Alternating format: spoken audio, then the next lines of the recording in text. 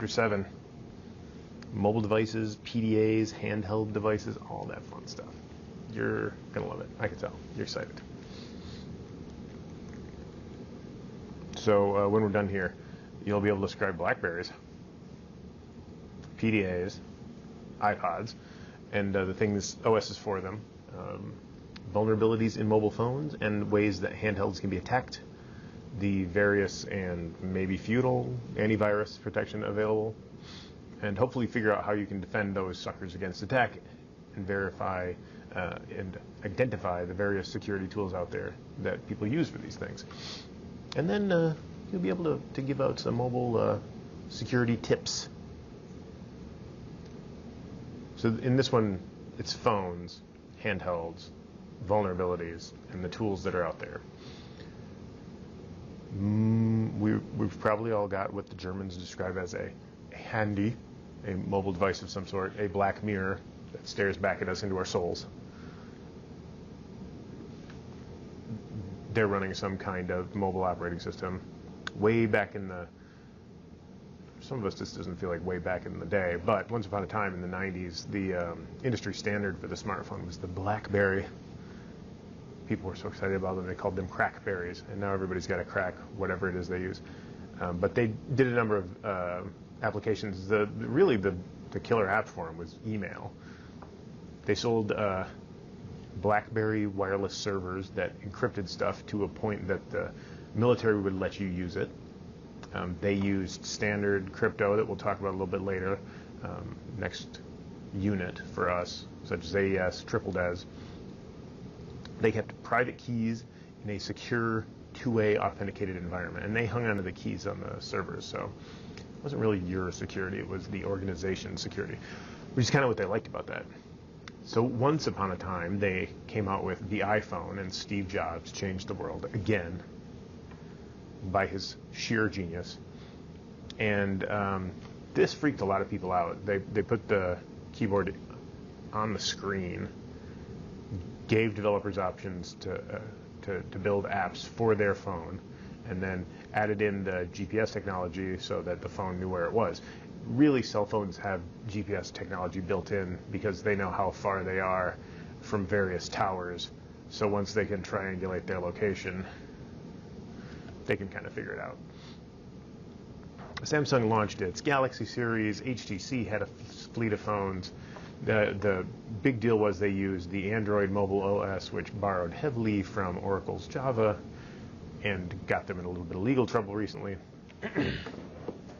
There is extremely strong developer support available for the various Android devices, since everything's just about open source.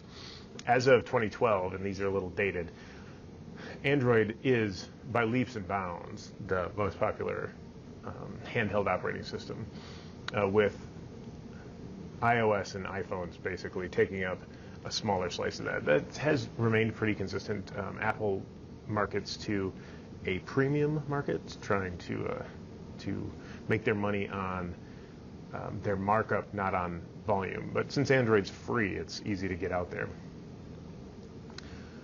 So if anybody ever had a Zune, it was the precursor to the iPod, which was a portable digital audio video player that would let you store media devices. It would let you store things on it. It was nice to have a little bitty storage device that you could walk around with easily, and that made them sort of a prime candidate for criminals. So you could walk around with one and not arouse any suspicion and not look like a total nerd with a USB key chained around your neck. And then you could use that to boot a system, which once you can boot a system, you can kind of do whatever you want with it. Later on, they came out with the iPad, which was just a larger version of that. I understand if you go back and read the history on how Apple came up with their product lines, the iPad was actually in the works before the iPhone, and they just kind of said, hey, make it smaller. So it was cute. It was backlit. You could touch it multiple ways. Came with a camera, and eventually they put in a fingerprint identity sensor, which is a faster way to authenticate than a password, and makes use of little biometrics. Microsoft has rolled out a line of tablets sort of to compete with that, although they're mostly just little computers. But the Microsoft Surface came out. It's got USB, it's got Wi-Fi, got a little kickstand to make it into basically a little computer. Amazon's got their Kindle and Kindle Fire line of toys. They customized Android, called it Fire OS. They're little 7-inch multi-touch displays. Designed to be ebook readers, but mostly turned into like YouTube readers for people's kids. I know that's what happened to the one in my house. Then there's all kinds of various and sundry MP3 players out there, flash drives out there that you can walk around with. You get people in trouble. There's as much deep diving into each of the mobile OSs as you can with a desktop OS. I mean, they're every bit as complicated. Palm is pretty much given up the ghost as of 2017. Windows Mobile OS similarly. Symbian hangs on, but again is mostly lost. So it comes down to pretty much Android and iOS. With there's a lot of Linux in Android under the hood, but I would be surprised to see somebody walking around with a Linux phone. So I mean, all of these are sort of kind of doing the same thing. On the bottom layer, you've got drivers that let the kernel talk to the hardware, which is down there. Some kind of way to connect to the cellular network, and then some kind of middleware or underlying operating system that lets the other stuff run on top of it. So I mean, they're literally operating systems, and you can dive as deep as you'd like into them. Palm OS, originally developed by US Robotics. They made modems for the Palm Pilot series of devices. They were great. You were a big nerd if you had one of those, but they had their own alphabet you had to learn to scribe, and people got really good at it. Very nerdy people got very good at it. I'm not saying I'm in that category, but and then Windows Mobile was this monolithic operating system that Microsoft dropped for PDAs. Excuse me, and PDAs and like embedded devices, and it came with a functional version of Office and Internet Explorer, had some Windows APIs for it. Symbian was adopted by, I want to say Nokia was their big backer. The OS came out in '98. It supported all of the favorite networks. Linux is under the hood of a lot of things. Android and iOS have owe a lot to the Linux kernel. How's that? I don't know if you could say they're custom-based versions of Linux, but they do depend deeply on them. And then Android was created in 3, bought by Google, and basically still left open source so that anybody can take it and play with it.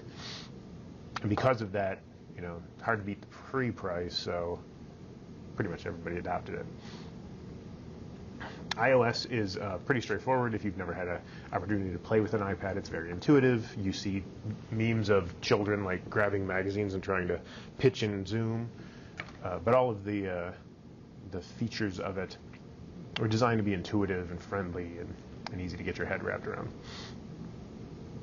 But now that everybody's walking around with a Cray 3 supercomputer in their pocket, and Google me up on that, I think that's the right version of Cray that your phone is probably faster than. Now there's people trying to attack it.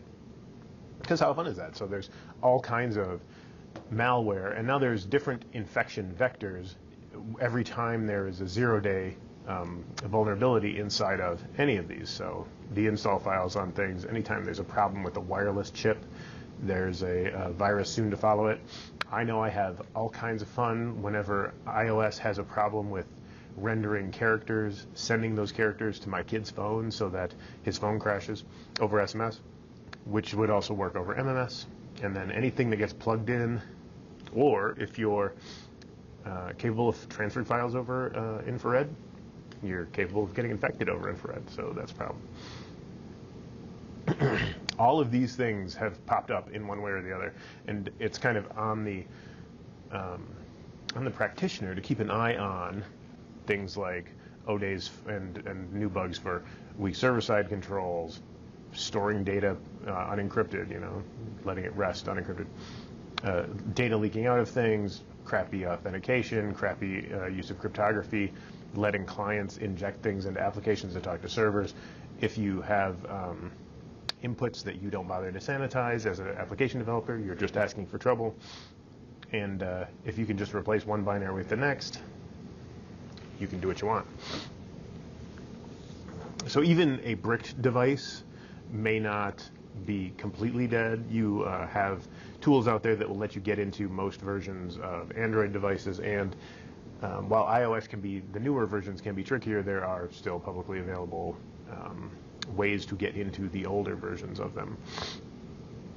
And that's a thing that you can expect to break every now and then. Somebody will find an ODay in iOS and use it to jailbreak them, and then you'll be able to work on them for a while, and then Mac will fix that, and we'll be back to square one. So malware not only affects PCs now, but also affects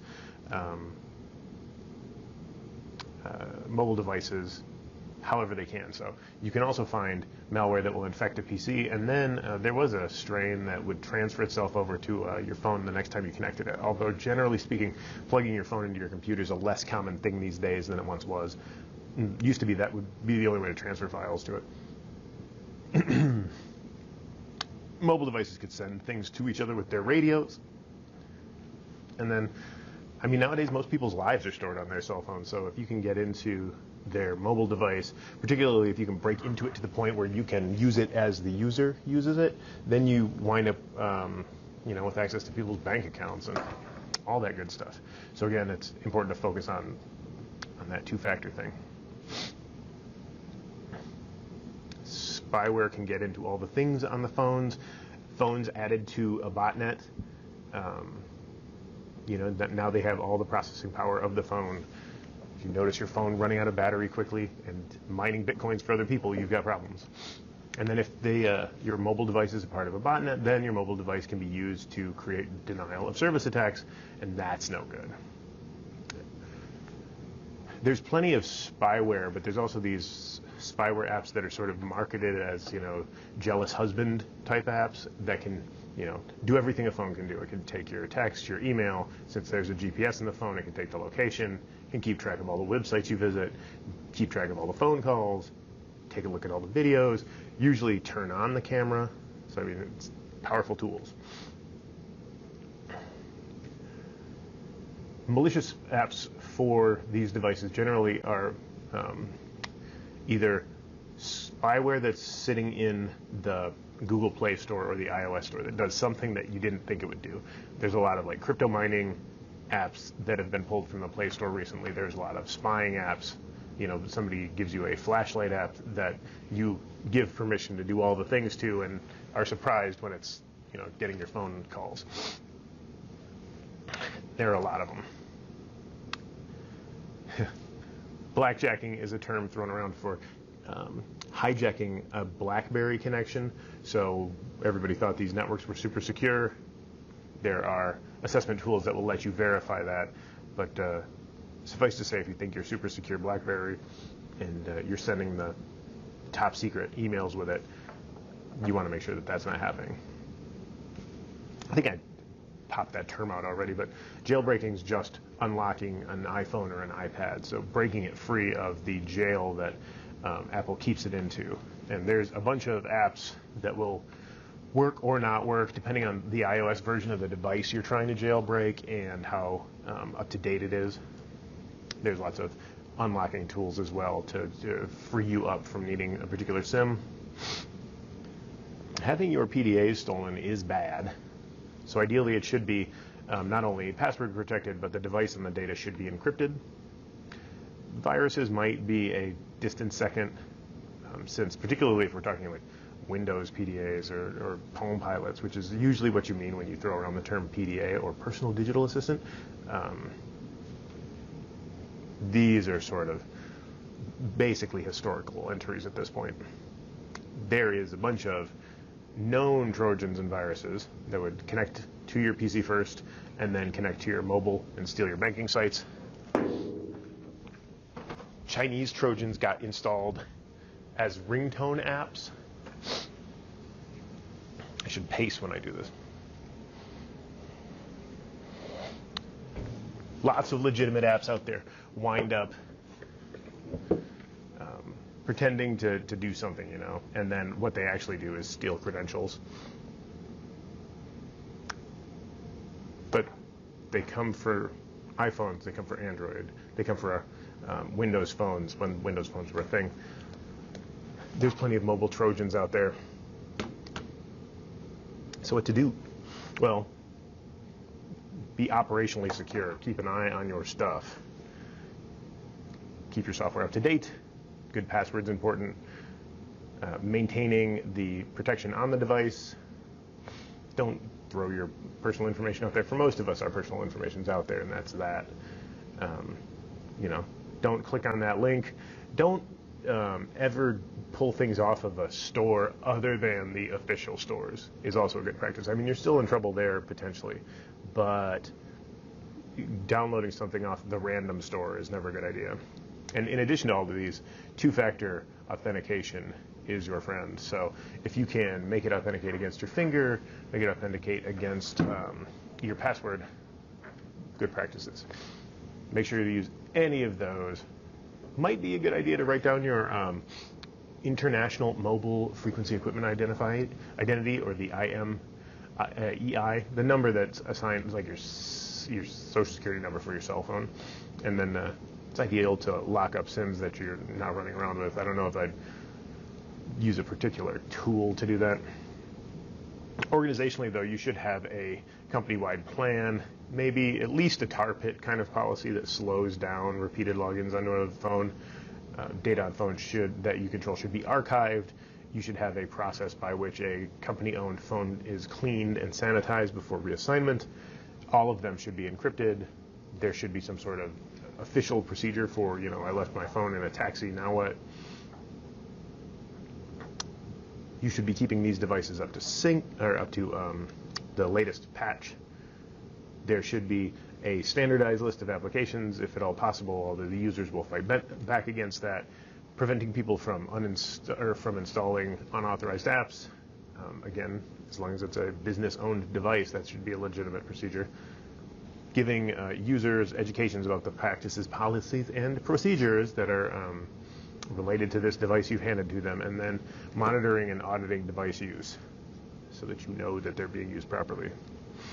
And be wary that a good IT department is doing those things to your devices. All of these guys make antivirus software for your mobiles. Maybe you should install some. So, with that, mobile hacking is a thing. Mobile malware is difficult to deal with. If you still have BlackBerry environments, be wary of blackjacking. iPods are fun ways to sneak data around. Jailbreaking is when you free your iPhone from the jail of Apple's lockdown. One phone means that there's somebody inside your network, and that's a great place to start and pivot from.